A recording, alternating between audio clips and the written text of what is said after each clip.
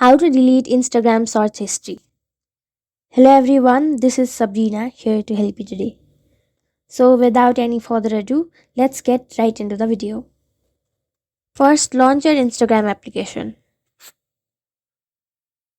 Then tap on your profile from the bottom right.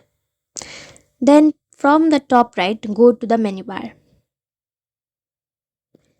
After that, go to your activity. And then you will see several options.